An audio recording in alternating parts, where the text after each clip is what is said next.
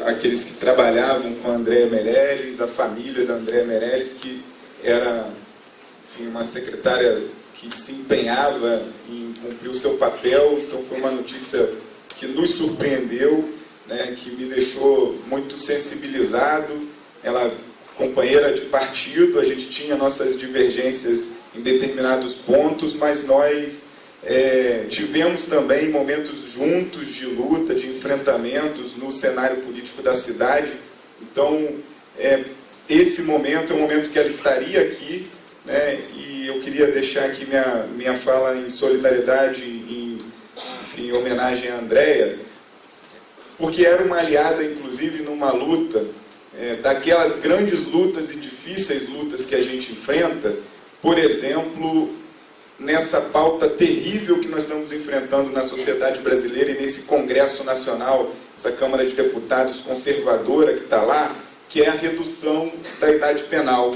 Ela, junto com a gente, representa uma força de pessoas que entendem a importância de garantia de direitos à infância, à adolescência, à juventude, enfim, a toda a sociedade, e não aquela tentação de criar, pela vingança, pelo ódio ou pela tentativa de jogar os problemas para baixo do tapete, de dizer que a gente tem que encarcerar, que prender os nossos adolescentes e jovens, né? Então, em homenagem à Andréa, eu queria deixar aqui essa fala, né, reafirmar a nossa posição enquanto mandato na Câmara de Vereadores, apesar de parecer que não faz diferença, né, um vereador ou lideranças de juventude aqui do município de Macaé nessa discussão da redução da idade penal, contrários à redução da idade penal, porque é decidido lá em cima, mas faz sim a diferença e cumpre um papel quando a gente tem esses espaços aqui. E aí eu queria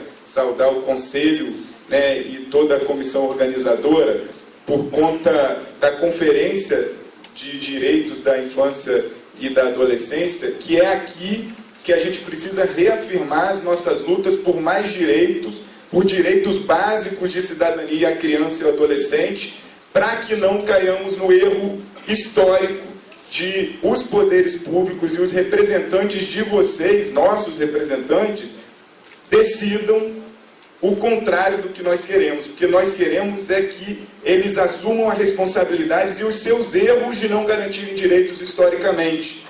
E aí nós vemos casos como o do assassinato do médico lá na Lagoa Rodrigo de Freitas, porque eu vou dar um exemplo lá do Rio de Janeiro, que está todo mundo assistindo na televisão, porque se fôssemos dar exemplos de Macaé, nós veríamos muitos também, parecidos, idênticos, né? O médico foi assassinado, né? Envolvidos no caso eram adolescentes, e o principal suspeito, quem teve a oportunidade de deixar de assistir a Globo, ou ler o jornal O Globo, ou as grandes mídias, e ler, por exemplo, um jornal que eu leio muito pouco, que é o Extra, o jornal Extra, nos 3 últimos dias da semana passada, trouxe a história do menino, que é o principal suspeito.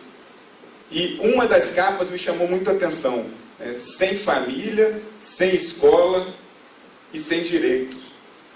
Esse menino de 16 anos passou várias vezes pelo sistema da cadeia, pela delegacia, pelo sistema, enfim. Mas há 2 passagens, por exemplo, 2 ou 3, foi por conta de abandono pela família. Então ele foi também vítima de um sistema que não dá certo e que não acolhe. E mais, no outro dia, o jornal Extra falou da escola dele. O CIEP em que ele estudava, ele abandonou a escola na 6ª série. No ano que ele abandonou, 29% das crianças da idade dele também abandonaram. Então, é um processo de negação de direitos o tempo inteiro. E aí não pode que a gente caia na conversa mole, na balela, na historinha, de que o que vai resolver o problema da violência, o problema da criminalidade do Brasil, é colocando o jovem e o adolescente atrás das grades. Não é, já está comprovado, né? É mentira também que o Brasil é um país da impunidade, não é verdade. O problema é que os que são punidos são os mesmos sempre, né? Os que têm cor definida, classe social definida, região de moradia definida. e os que precisam muitas vezes ser presos porque estão aí todos os escândalos aparecendo, não vão para onde deveriam ir. Então eles negam direitos e continuam impunes, e nós não podemos achar que vamos solucionar o problema prendendo o jovem ou adolescente.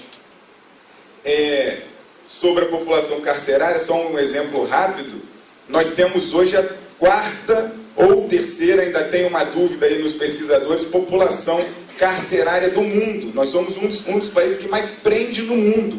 Nós perdemos para a China, para os Estados Unidos, para a Rússia, a gente está quase ali chegando na Rússia, ou seja, a gente prende muito, a gente não garante direitos básicos para as pessoas, e essa conferência tem esse papel em Macaé, que é uma cidade que continua matando muito jovem, que continua tendo muitos jovens envolvidos com o que não deve, por conta de não termos condições políticas, administrativas, de gestão, de entendimento de sociedade, para que esses jovens sejam, de fato, desenvolvidos integralmente em seus direitos, em sua dignidade.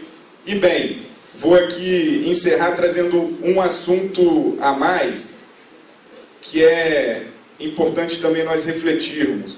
Nós estamos vivendo um momento em que todos aqui da nossa região, Macaé, Rio das Ostras, Cabo Frio, Campos, estão lamentando e tendo muitas dúvidas, que é a história da crise econômica, a crise do petróleo, os royalties estão diminuindo, mas um alerta que nós precisamos nos fazer o tempo todo e não permitir que, por conta da desculpa dessa crise, os direitos sejam negados. Por conta de reformas administrativas que dizem que vão reduzir os custos da máquina pública, não se pode deixar de atender a mulher, os idosos, os jovens, os adolescentes, as crianças, não pode. E por que eu digo isso? Porque o principal argumento utilizado hoje é a diminuição dos royalties do petróleo.